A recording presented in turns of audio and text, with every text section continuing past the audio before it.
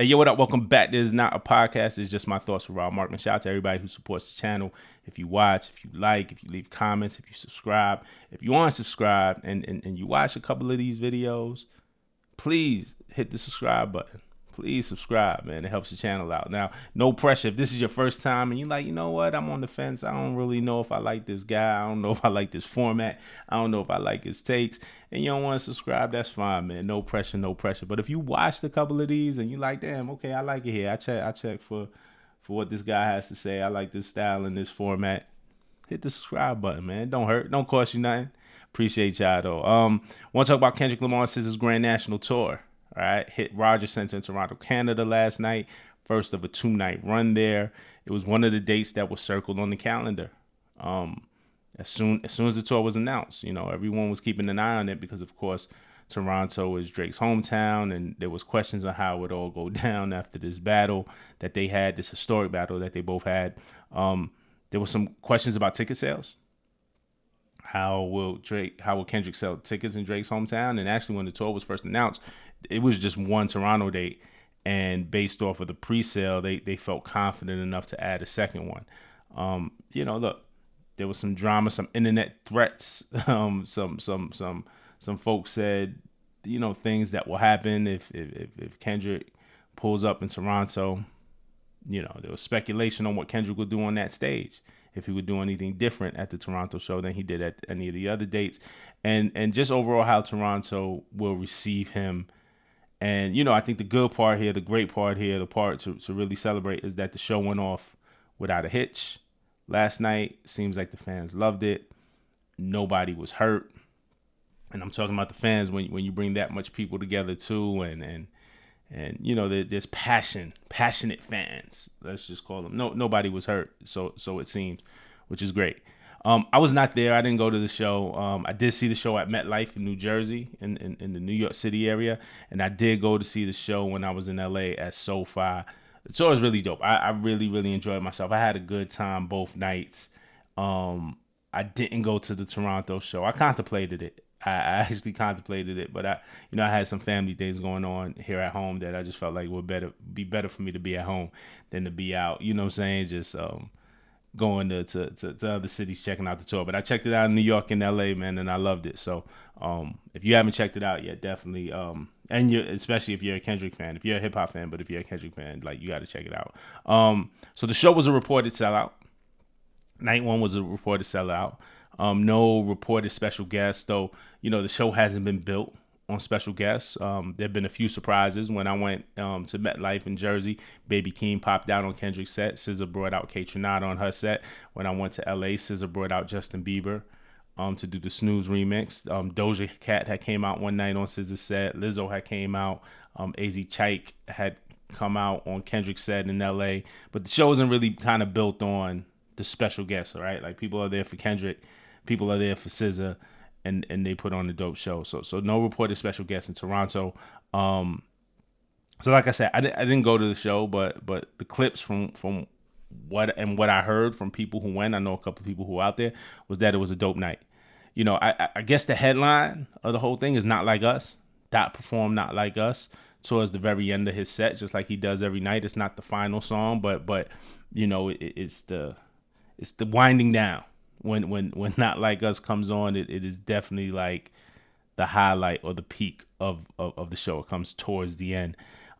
Just like in other cities, the crowd went crazy. They're rapping the song word for word. The A minor part rings off. You know, the song was kind of written and built for that crowd participation, so it does really well in stadiums and you know.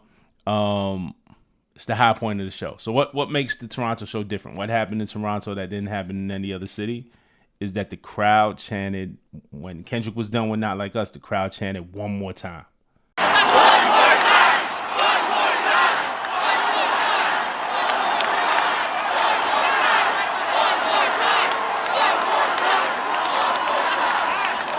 So that didn't happen in any other city. I confirmed that with somebody who's actually working on the tour, who was there every night, and who's been there on every day, and they confirmed for me that had not happened in any other city. People calling for Kendrick to do Not Like Us one more time. Despite the chance, though, Dot just did the song once, as he did in every other city. It'll be interesting to see if that happens again tonight, and if he sticks to the show, or if he obliges and does the song a second time. I guess we'll see. But like I said, it seems the whole show went off without incident. There were Drake fans outside of Rogers Center playing his music. They had organized. If you've seen it, there was the flyer to organize to get fans out there, and they were going to give out free OVO hoodies and pizza. So there were some fans. I don't know how large the group was, but there was some Drake fans outside. Yo, bro. Why are you here? Why are you here? I'm here to prove that hometown Drizzy, Drake, Champagne, Poppy 6 got the GOAT. Hey, Kendrick ain't coming to my city. Kendrick coming to our city and doing this. You can't. Are you from Toronto? Are you from Toronto or no? I should be looking there. If you're from Toronto, you know what Drake has done for the city. Drake has put on the city more than Kendrick's ever done anything for Compton his entire life. That's how Drake works. And it didn't look like there were any clashes, which is good. Man. We don't need that shit. So, it can't be that serious. Nobody went out there to fight.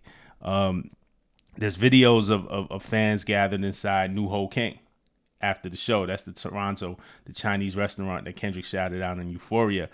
They have more attention now than ever. And I believe they were offering a free round of drinks. But fans gathered inside to eat and party, and they enjoyed themselves. And you see this video.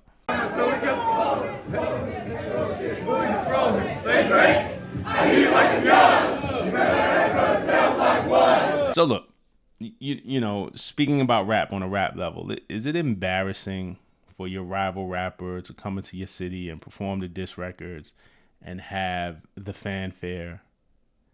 Yeah, it is, right? It's embarrassing, right? But the great part, again, is no drama. Like, it's okay. Like, everybody could live to fight another day. Drake could do a show in Toronto and have the fanfare too. It's just certain fans come out for certain things. And I'm sure a lot of people like both. I'm sure it's not that serious for a lot of people who bought tickets. Like, nah, I love Kendrick, and if Drake does a show, they'll probably go to a Drake show too. But again, shout out to everybody for no drama. Especially on the fan side. Now, one of the narratives online though that I see is how much security Kendrick had in Toronto. How much of a police presence there was, or private security. And I don't know. I just know what I see online. I don't know if he had any more than usual. And he very well could have taken extra security measures. I would have. I'll tell you this right now. I would have. But I don't know. I don't know what's real. I just know the narrative that's being pushed, right? But I wouldn't blame him or his team if he did. But if you see here, I'll just show you some of this post. Academics TV Twitter account. And you know how I feel about that Twitter account, man. Like, just multiple posts about the security measures taken, post after post. And again, I don't know what's actually true. I don't believe much of anything that comes out of this platform, because there's always a lot of propaganda. But you can see all of these posts, right? Look at all these posts. But I'm gonna say this. I'm gonna say this to just if. Let's just say if. Let's just say he did hire extra security. Let's just say there were extra precautions taken. Drake filed a lawsuit based off of the lyrics of Not Like Us. Filed a lawsuit, went to court, filed a lawsuit, got a lawyer, went to court, filed a lawsuit for a diss record. So the narrative that Kendrick had extra security is not a flex when there is an active lawsuit going on. You see what I'm saying? So, and I say this to people, and a lot of y'all be in my comments, a lot of y'all know better. A lot of people don't know better. A lot of people kind of just see things on their feed and they just keep scrolling and they take it for fact, or they take it, like you could shape public opinion with shit like that. That opinion is stupid. I don't care. Again, I don't know how much security he got. If it was extra precautions, I would have.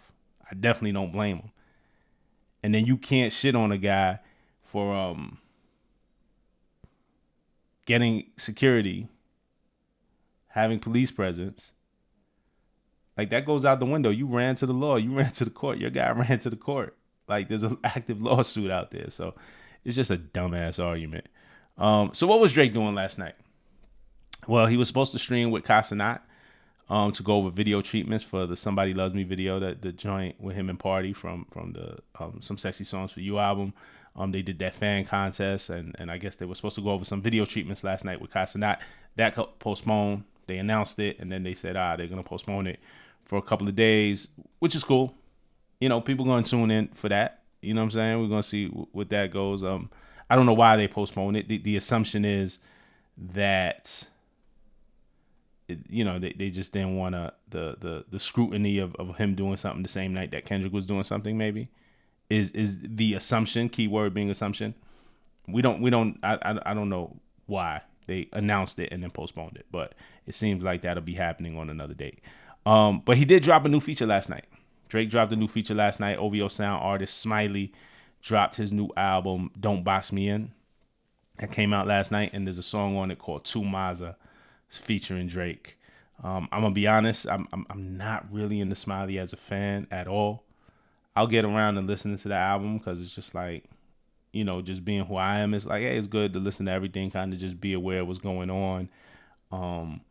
But I'm just not a Smiley fan. Like his music doesn't grab me like that, so I didn't run to like, oh yo, I gotta press play on that album. But Slick Rick got a new album that I'm really excited about. It's just me being who I am, so I gotta really dive into that. And I think I'll do a Slick Rick video later, maybe like a what I'm listening to now, right? Like a Slick Rick, a John Bellion, a Kai Cash kind of video, and we'll kind of talk about the music that I'm listening to at the moment. But so yeah, I didn't dive into the Smiley album, but I did listen to the Drake song. So it's called To Maza. So I had to look up what Maza was. I'm gonna be honest. So apparently it's some UK slang, and it's like if things get mad or if things get crazy, but in a good way, right? Like, yo, we went out last night and it was too crazy, man. The club was turned, man. It was crazy. So, if somebody knows better, if there's a different definition, if I got that wrong, please let me know. But right off the bat, I like the beat. Soul sample produced by Boy Wonder, Fierce, and Harley Arsenault.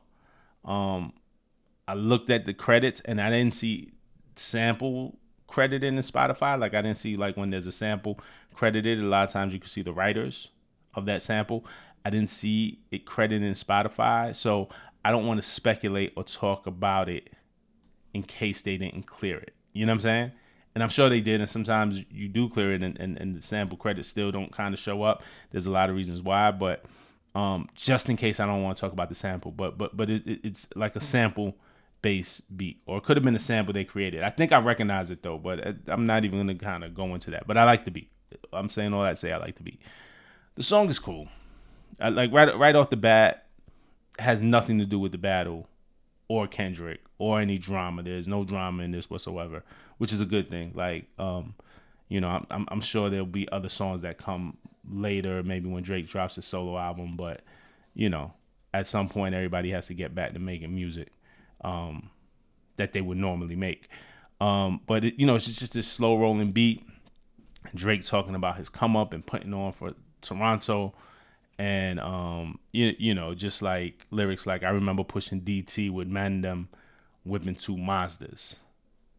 Now shorty see me, say, oh my God, it's Mr. 2 Maza. So, those lyrics, that's the hook. That's like the first line and the last line of the hook. There's some lyrics in between that. But it's just like, oh, okay, yeah, you was whipping 2 Mazdas.